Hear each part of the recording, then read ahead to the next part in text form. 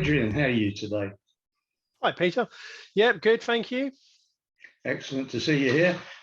We've got some interesting questions to chat about today around the principles of cyber resilience. And I'm going to start off, if I may, throwing one to you, Certainly. which is, in your experience, do medium-sized organizations understand the concept of business resilience? Yeah, I would have to say to a certain extent that there are always caveats with questions like that. But when you enter into medium-sized organizations, you expect a lot more of the business continuity, certainly planning element has gone on already. But from what certainly I've seen of recent as well, and I'm certainly talking the past 2 to 3 years, and that's sort of from the advent of the pandemic and moving forward, I think a lot of that business resilience has slipped somewhat. I mean, certainly in terms of where the business continuity plans have had to be activated and people are using those plans in the real world, and certainly during the pandemic, it spoke volumes as to who was prepared and who wasn't. Yeah. But certainly from a schools and charities base, where I think I have the most verticals in terms of clients, you've seen a lot of people who have struggled with both the remote working elements, and certainly there's been a lot of lapse in what I see as a security element. How about yourself? Yeah, very much the same, I think. I think you're of course you're right that the whole pandemic scenario has pushed everybody into home working and hybrid working, and how well those businesses respond to that challenge is a great indicator of how much they understand resilience in general, I think. My experience is that small and medium businesses have just adopted it, have adopted the tools that they see everybody else using, and may not really have given a great deal of consideration to the security components of using those tools, or indeed the security of their staff working from home. But that kind of leads me to the second point, which is about whether cyber resilience, or indeed even cyber security, I suppose, typically appears on board agendas in SMEs and SMBs. What's your feeling?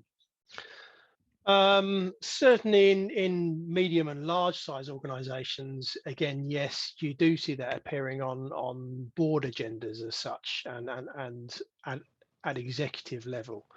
What I don't feel is correct at the moment is, one, within those medium and larger organizations, the roll down throughout the organization of those business resilience plans. The element of testing as well, I think, is something I know you and I have discussed many times before, and I think is certainly lacking on that basis.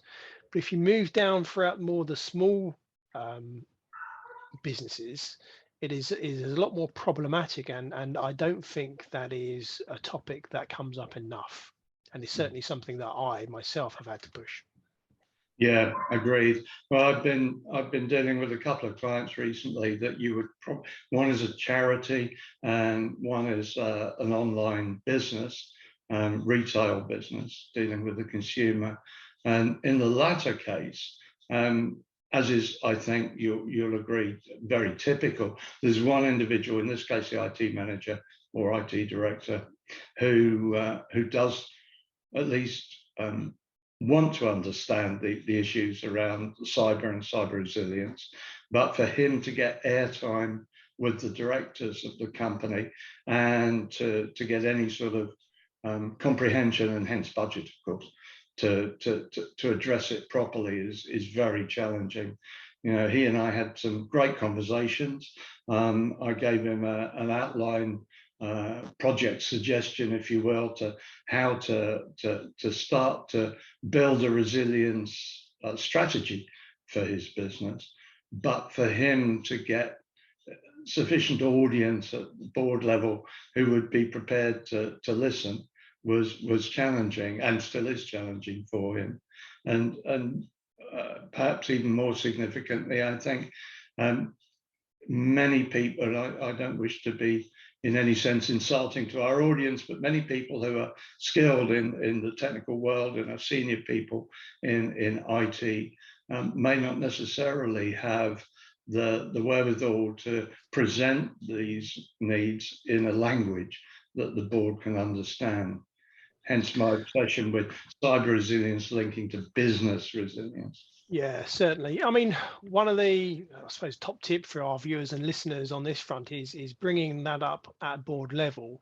A good opener for those really is to start the discussion in terms of the cyber insurance side of things, because that does lend to a good breadth of conversation with board level executives on how that really pans out and how that actually works from a real world perspective.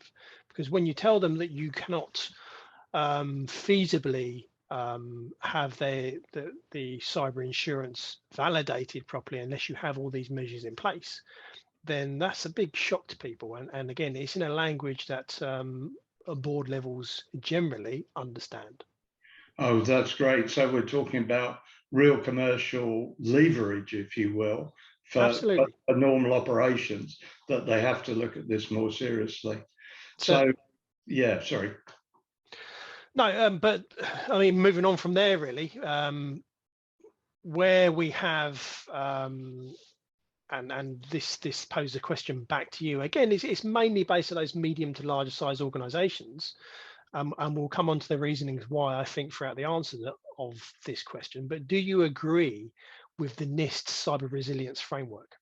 Yeah, okay. Yeah, I've been a massive proponent of this approach for a long time. I think the way that the NIST framework sort of divides things down into manageable chunks has 5 pillars, really, you know, where we look at the prepare phase, which is as much as anything about really understanding what information you have, how valuable that information is, where it sits, all that sort of stuff, through to the protect stage, which is where most businesses think security lives, I think. Have they got good defensive controls? You know, things like, you know, in primitive terms, at least firewalls, antivirus, and maybe some endpoint software. Where the other 3 pillars are where businesses struggle, I think. The third is, of course, the detect, where, you know, accepting that in the NIST world and in the real world, we're not able anymore to defend, if we ever were, to defend against every attack. So we have to accept that some will get through, and being able to detect those early, and then stage 4, respond to those efficiently and quickly to minimize impact and thus minimize loss is critical. And of course, in the 5th pillar, which is about recovery, and also the, at least implied in my world, about learning from an experience and feeding that back into the whole process. It all makes complete sense to me. And honestly, going way back to when I was maybe 20 years or so, when I was looking more at disaster contingency, the same 5 steps would be there, with a different hat on, if you will. And for cyber resilience, those 5 pillars are really critical. Most businesses, I think, struggle with them. And one of the key things they struggle with, because of the apparent size of the challenge, is threat and risk. Because I don't think they really understand which elements of their business are most likely to be attacked. I don't think they understand where those attacks might come from, which in turn tells you what the attacks would look like and what the best defenses and detections would be.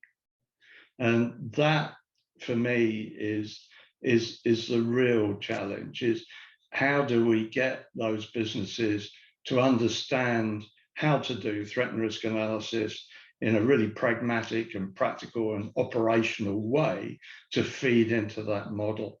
So I throw it back to you. Do you think the sort of businesses you deal with really understand threat and risk and mitigation? Yeah, difficult question.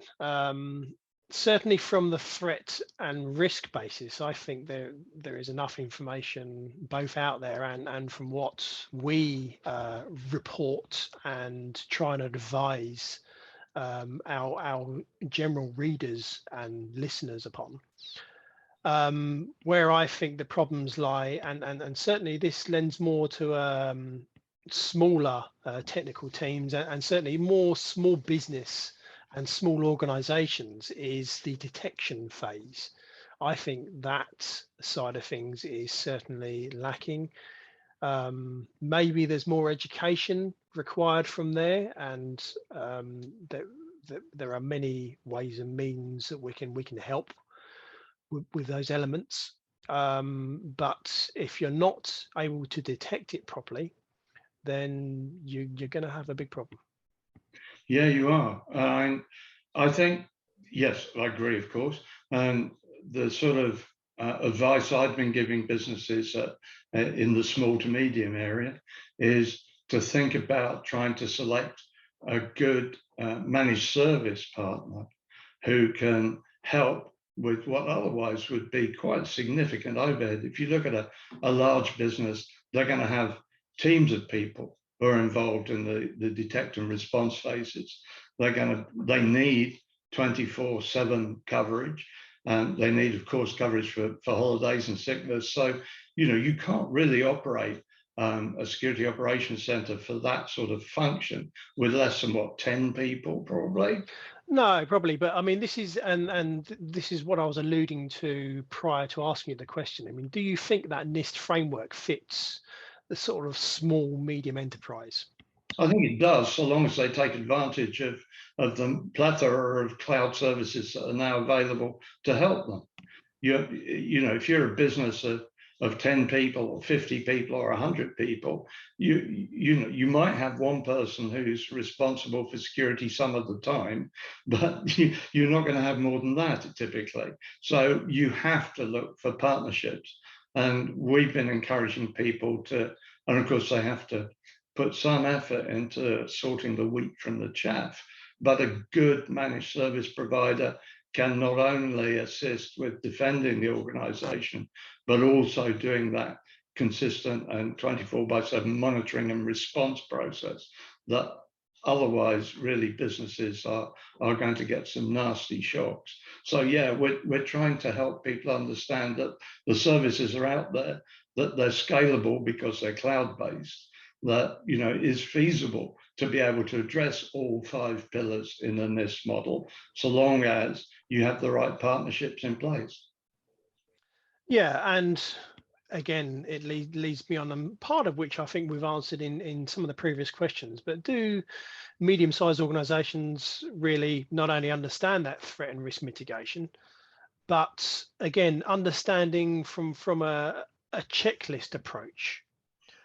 Do checklists help with the cybersecurity side of things, and do they help them become more secure through that checklist approach?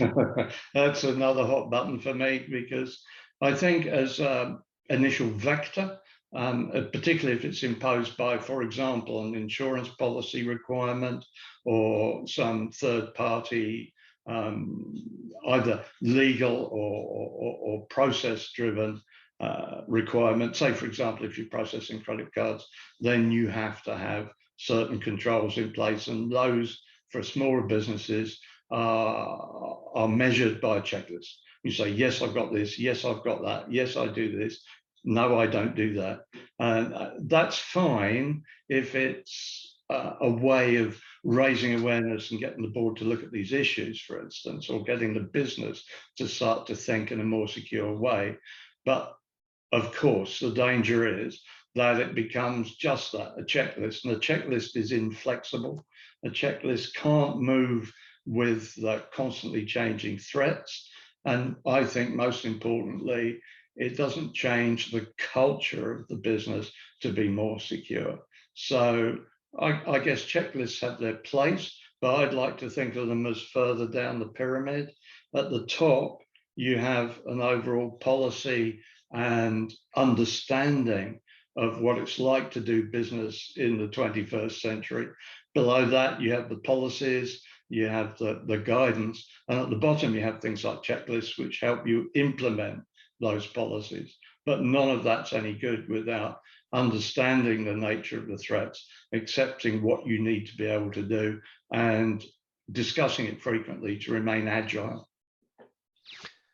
Yeah, I mean, certainly even across other both frameworks and certifications, I always feel it's a good starting point and maybe an opener. So yeah, as you say, but that sort of top-down pyramid style of things, it is somewhere a little bit past that first step where you've got your policies and procedures, and then you have some of your checklists to then start people thinking about what they actually require for those means and measures. But yeah, by no means is it a panacea. No, absolutely, and it can lead to a false sense of security. I guess that's my biggest concern. In the Absolutely, absolutely, especially if left as just that checklist being the finished article, as some people purport. Yeah, absolutely. I mean, larger businesses will typically be required to be audited as well. A good audit will, of course, expose what's behind the checklist. And if that's a vacuum, it'll soon get picked up and soon get corrected. Typically, all of these certifications and requirements are shrunk in scope when it comes to smaller businesses. And typically, it becomes just a checklist. That audit's never done. And therefore, whether there's any real understanding and genuine process behind the checklist isn't visible. So I think, yeah, in the end, it's all about education. It's people like you and me going in there, being brave enough to tell people what the real situation looks like and where the real investment needs to be made.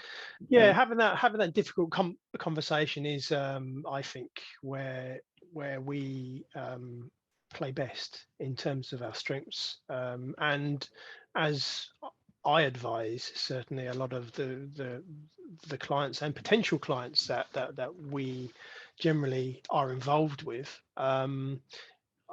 it's usually best to do that outside of the remit of either your own internal, be it IT department or compliance department or managed service provider. So again, having a third party conduct that look into what is going on. I hate the word audit, but yeah, sometimes it is necessary to be used.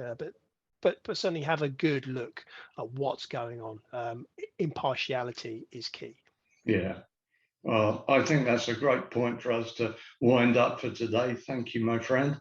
And maybe next time we can get into a little more detail about the NIST framework, how a business can adopt it realistically and practically. What do you think? Certainly, yes, and maybe look at some of the aspects of the IASME current Cyber Essentials and Cyber Essentials Plus schemes, as well as people like the National Cybersecurity Centre and some of their requirements and advice. Oh, excellent. Okay, yeah, I'll look forward to that. Thanks so much for your time today, Adrian. Good seeing you, Pete.